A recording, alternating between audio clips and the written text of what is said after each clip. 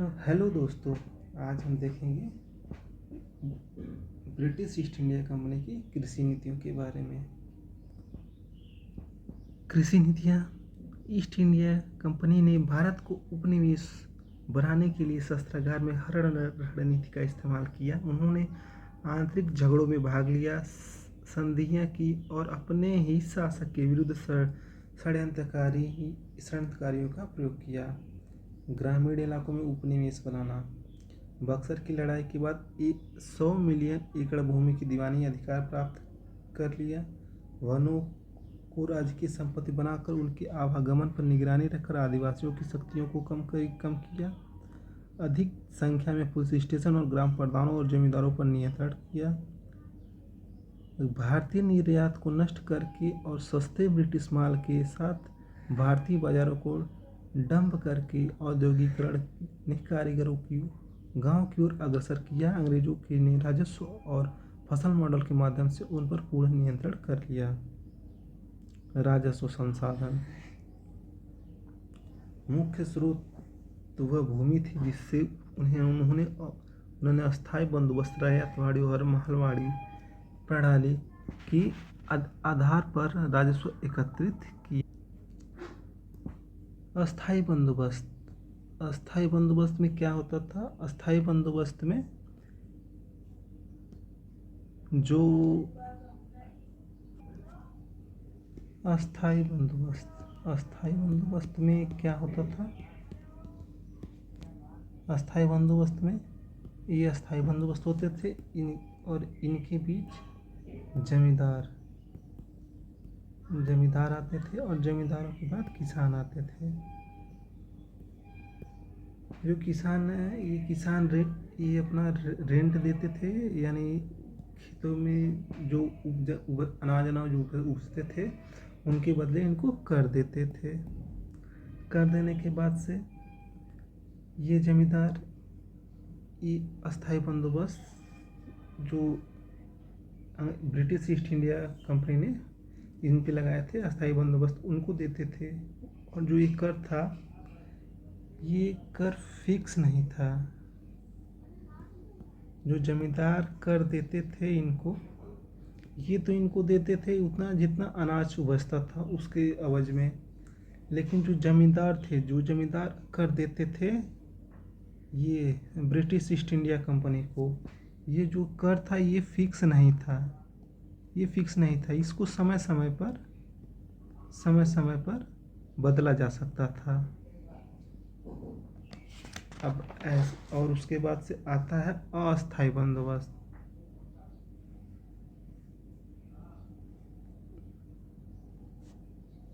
अस्थायी बंदोबस्त में कंपनी है, यहाँ पे कंपनी है, कंपनी से यहाँ पे आ गए महाल से आ गए यहाँ पे किसान यहाँ यहाँ कर देते थे। और इन दोनों के बीच में कोई व्यक्ति नहीं था। और जो ये यहाँ से ये कंपनी को कर देते थे, ये इस टाइम फिक्स हो गया था। इसको समय समय पे नहीं बदला जा सकता था। और ये जो इनके पास जमीनों पे, यानी खेतों पर स्वामित्व होता था, और दूसरा ये था इन पे सनसेट लॉ यानी सूर्यास्त का नियम लागू होता था। रैयतवाड़ी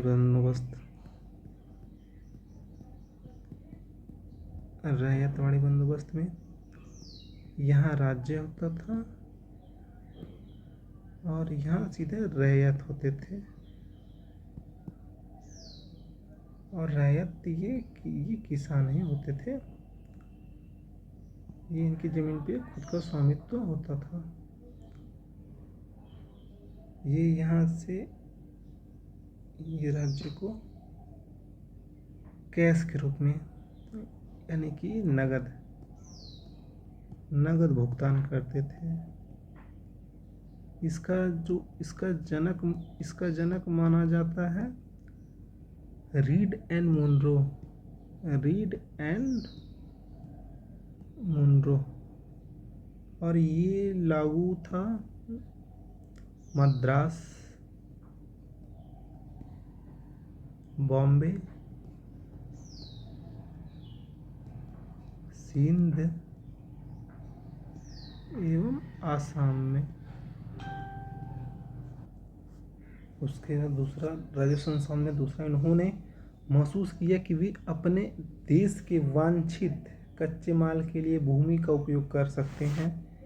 इसलिए उन्होंने किसानों को चाय, कॉफ़ी, इंडिगो आदि जैसे नगदी फसल उगाने के लिए मजबूर किया। सहायक गठबंधन प्रणाली के माध्यम से प्रत्यक्ष या अप्रत्यक्ष तरीकों से धन की निकासी की गई।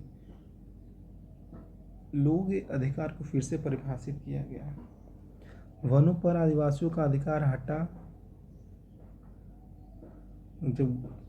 जब वन के आदिवासियों पर अधिकार घटा, इस प्रकार से उनमें अधिकांश चाय बागानों या खनन में मजदूर बढ़ गए। किसानों को अब अपनी मर्जी से फसल उगाने का अधिकार नहीं है। रैयतों के साथ किसानों को खेत में क्या उगाना है इस पर हस्ताक्षर करने के लिए बाध्य कर ग्राम प्रधानों के अधिकार को बाधित किया गया। फसलें। अंग्रेजों ने महसूस किया कि वे घर में वांछित कच्चे माल के लिए भारतीय क्षेत्र का उपयोग कर सकते हैं। इसलिए उन्होंने किसानों को चाय, कॉफ़ी, इंडिगो, कपास आदि फसल उगाने के लिए मजबूर किया।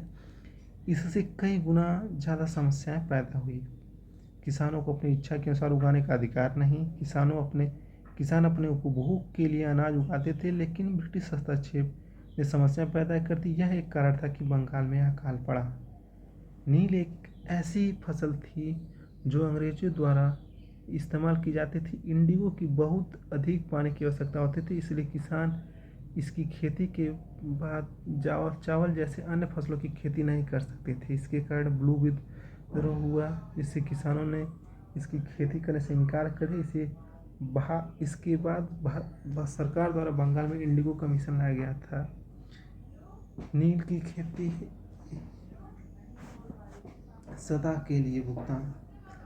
भूमि उत्पादकता में सुधार के लिए जमींदारों को प्रोत्साहित करके राजस्व का अनुमानित और स्थिर प्रवाह सुनिश्चित करने और राजस्व आधार में सुधार करने के लिए लॉर्ड कॉर्नवालिस द्वारा अस्थायी बंदोबस्त प्रणाली शुरू की गई, लेकिन परिणाम अंग्रेजों के इरादों के अनुसार नहीं था। बंदोबस्त के तहत वे इसे लंबे समय तक अपने पास रख सकते थे, बशर्ते उन्होंने किराए का भुगतान किया हो। चूँकि किराया तय था, लेकिन कर नहीं था जो किराएदारों से लिया जाता था। वे रैंक किराए पर लेने का सहारा ले सकते थे और अपनी जेब के लिए अधिकतम निकाल सकते थे। उन्होंने भूमि की उत्पादकता में सुधार करने के बजाय मनमाने ढंग से उच्च कर लगाकर किसानों का शोषण किया। वे मौजूदा व्यवस्था के तहत आसानी से व्यवस्था में रह सकते थे। फलस्वरूप बड़े जमींदार शहरों में विलासी ढंग से रहते थे, छोटे जमींदार को अपनी जमींदारी का अधिकार दे देते थे। इसने उप सामंतवाद को जन्म दिया, जिससे अंग्रेजों और किसानों के बीच 70 से अधिक मध्यस्थ थे। इससे किसानों को बड़े पैमाने पर अभाव हुआ कि अंग्रेज को राजस्व की हानि हुई है। नतीजन मालवाड़ी और रैयतवाड़ी को शेष भारत में पेश किया गया। यद्यपि इन व्यवस्थाओं में भी किसानों का शोषण होता था, परंतु अनुपस्थित जमींदारी नहीं पाई जाती थी। यूपी, बिहार, पश्चिम बंगाल, उड़ीसा में अस्थायी बंदोबस्त की शुरुआत की गई, जो भारत के सबसे गरीब राज्यों में से एक है। अकाल नीति। 18वीं और 19वीं शताब्दियों के दौरान भारत के लोग प्रलयकारी अकालों की एक श्रृंखला से तबाह हुए थे। प्रकृति की विफलताओं से कम और औपनिवेशिक नीतियों से अधिक, जैसे रैंक रेटिंग, कानूनी और अवैध दोनों, कृषि की उपेक्षा, मुक्त ट्रेड नीतियां और युद्धों के अतिरिक्त शुल्क। अंग्रेजों के अकाल कोड का मुख्य उद्देश्य औपनिवेशिक राजकोष को कम करने से कम कीमत पर जान बचाना था। ब्रिटिश राज्य के 120 वर्षों में 31 अकाल पड़े। आखिरी बार 1943 में 40 लोगों की मौत हुई थी। पूर्व ब्रिटिश काल के दौरान अकाल। भारतीय उपमहाद्वीप में अकाल एक क्रॉनिकल विशेषता है। भारत में कृषि काफ़ी हद तक उपयुक्त जलवायु पर निर्भर है। ग्रीष्मकालीन मानसून फसलों की सिंचाई के लिए जरूरी है। 11वीं और 17वीं शताब्दी के बीच वर्षा की कमी और सूखे के कारण भारत में कई अकाल पड़े। ड्राफ्ट पानी की अत्यधिक कमी का कारण बना और इस प्रकार फसल की विफलता होती है। दूसरी ओर बाढ़ और भूकंप फसलों या खाद्य भंडारण को स्थानों को नष्ट कर सकते थे। इन सभी का परिणाम भोजन की कमी और अंततः अकाल पड़ता है। उदाहरण स्वरूप 1630 का दक्कन का अकाल। औपनिवेशिक युग के दौरान अकाल 1760 ईस्वी से 1943 ईस्वी तक बार बार अकाल की चपेटे में रहा। ब्रिटिश सूत्रों के अनुसार इन अकालों में 85 मिलियन से अधिक भारतीय मारे गए थे, जो वास्तव में ब्रिटिश राज द्वारा किए गए नरसंहार थे। उदाहरण 1788 से 1794 के बीच दोजी बार अकाल और खोपड़ी के अकाल ने लगभग 11 मिलियन लोगों की जान ले ली। 1943 के बंगाल के अकाल में 30 लोग से अधिक लोग मारे। ब्रिटिश शासकों की उदासीनता उनकी नीतियों में स्पष्ट थी। अकाल, असमान वर्षा और ब्रिटिश आर्थिक और प्रशासनिक नीतियां दोनों का एक उत्पाद थे। औपनिवेशिक नीतियां निहित औपनिवेशिक नीतियों में रैंक रेटिंग, युद्ध के लिए लेवी मुक्त व्यापार नीतियां, निर्यात, कृषि का विस्तार और कृषि की निवेश उपेक्षा शामिल है। 1770 के बंगाल के अकाल के दौरान ईस्ट इंडिया कंपनी के विनाशकारी रूप से करों को बढ़ाया और इसे बढ़ा दिया। भले ही यह अकाल ब्रिटिश औपनिवेशिक सरकार के कारण न हुआ हो, अफीम, चावल, गेहूं, इंडिगो, जूट और कपास का भारतीय निर्यात ब्रिटिश साम्राज्य की अर्थव्यवस्था का एक प्रमुख घटक था, जो मुख्य रूप से चीन से महत्वपूर्ण विदेशी मुद्रा पैदा करता था और ब्रिटिश अनाज बाजार में कम कीमतों को स्थिर करता था। सैन्य, नागरिक सेवाओं और अन्य लोगों को महत्वपूर्ण आपूर्ति के वितरण की प्राथमिकता देने के साथ साथ चावल के आयात को रोकने जैसी नीतिगत खामियां थीं। हस्तक्षेप की नीति। अनाज के व्यापार में सरकार की हस्तक्षेप नीति। उदाहरण के लिए मद्रास प्रेसिडेंसी के 2 सबसे खराब अकाल पीड़ित क्षेत्र गंजम और विशाखापट्टनम जिले पूरे अकाल के दौरान अनाज का निर्यात करते रहे। निर्यात फसलों ने लाखों एकड़ भूमि को विस्थापित कर दिया था, जिसका उपयोग घरेलू निर्वाह के लिए किया जा सकता था और खाद्य संकटों के प्रति भारतीयों की वैधता को बढ़ा दिया। अन्य लोग विवाद करते हैं कि निर्यात अकाल का एक प्रमुख कारण था। यह इंगित करते हुए व्यापार का भारत की खाद्य खपत पर एक स्थिर प्रभाव था, भले ही एक छोटा सा था। 1860 और 1877 के बीच अकालों की श्रृंखला के कारण बड़े पैमाने पर जीवन की हानि राजनीतिक विवाद का कारण थी। वायसराय का रवैया। कर्जन ने कहा कि इस तरह के परोपकार की आलोचना की जाएगी, लेकिन ऐसा नहीं करना अपराध होगा। उन्होंने उस राशन में भी कटौती की जिसे वे खतरनाक रूप से उच्च बताते थे और मंदिर परीक्षण को बहाल करके राहत की पात्रता को कड़ा कर दिया। 1980 में अकाल में 1.25 से 10 बिलियन के बीच लोग मारे गए। आधारभूत संरचना। 1870 के अकाल के दौरान भूखे लाखों लोगों को भोजन उपलब्ध कराने में विफलता के पर्याप्त रेल अवसंरचना के अभाव और रेल और टेलीग्राफ के माध्यम से अनाज को विश्व बाजार में शामिल करने को दोषी ठहराया गया। अकाल कोड।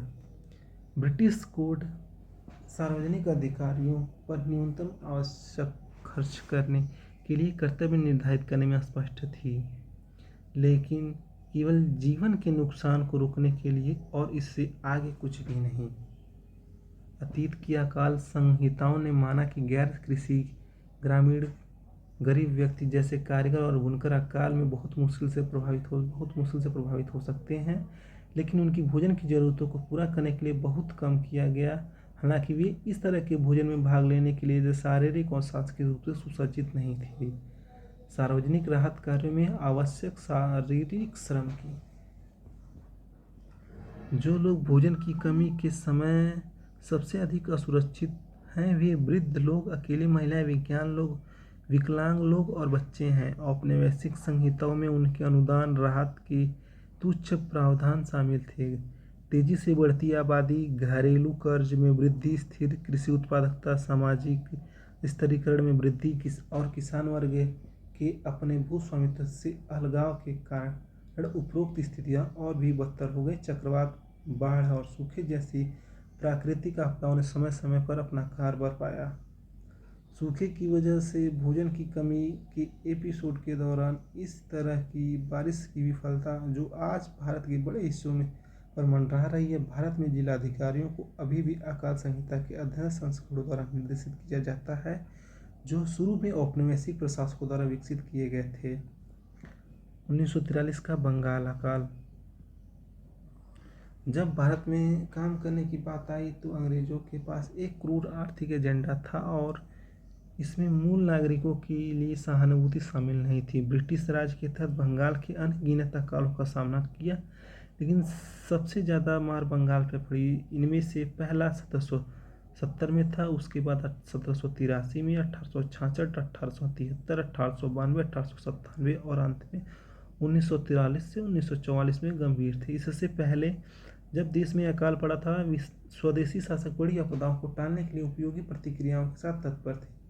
ब्रिटिश शासन के आगमन के बाद अधिकांश अकाल मानसून की देरी के साथ साथ अंग्रेजों द्वारा अपने समय के वित्तीय लाभ के लिए देशों की प्राकृतिक संसाधनों के दोहन का परिणाम थे। फिर भी उन्होंने इन कार्रवाइयों के कहर को स्वीकार करने के लिए बहुत कम किया। अकाल के कारण। मुगल शासन के तहत किसानों को अपनी नकदी फसल का 10 से 15% कर देना पड़ता था। इसने शासकों के लिए एक आरामदायक खजाना सुनिश्चित किया गया और भविष्य की फसल के लिए मौसम नहीं रहने की स्थिति में किसानों के लिए सुरक्षा का एक व्यापक जाल सुनिश्चित किया गया। 1765 में इलाहाबाद की संधि पर हस्ताक्षर किए और ईस्ट इंडिया कंपनी ने तत्कालीन मुगल सम्राट शाह आलम द्वितीय से श्रद्धांजलि एकत्र कर कार्य अपने हाथ में ले लिया। रातों रात श्रद्धांजलि। अंग्रेजों ने उन्हें श्रद्धांजलि देने पर जोर कर दिया, न कि विद्रोह को दबाने के कारण के लिए 50% तक कर बढ़ गए। किसानों को इस बात की जानकारी भी नहीं थी कि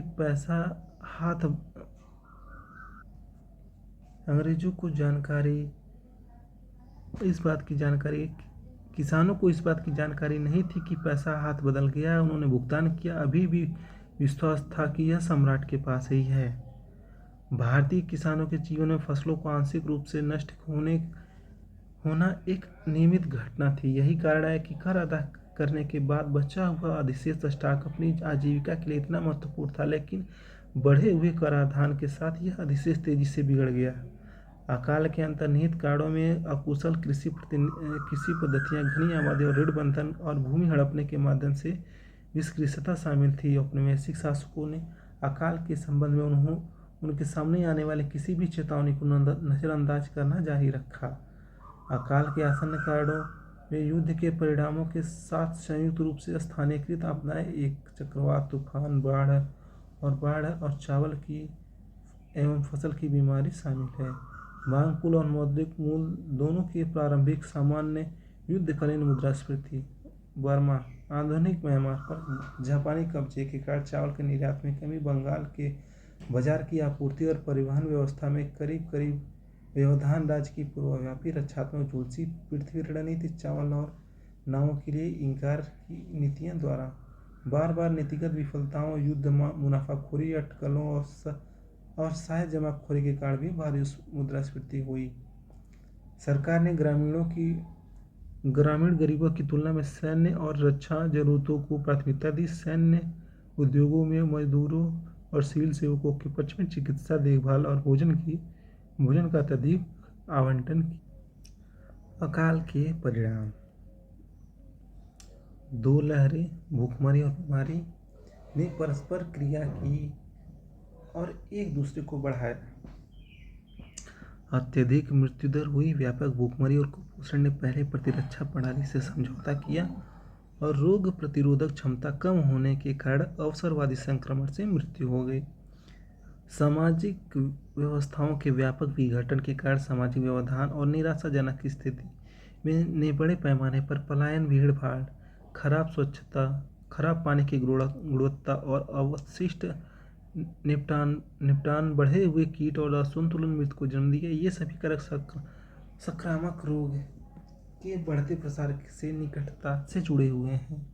पुरुषों ने अपने छोटे खेतों को बेच दिया था और काम की तलाश में सेना में शामिल होने के लिए घर छोड़ दिया, और महिलाओं और बच्चे बेघर प्रवासी बन गए, जो अक्सर संगठित राहत की तलाश में कलकत्ता या किसी अन्य बड़े शहरों की यात्रा करते थे, जिससे भारी प्रवास होता था।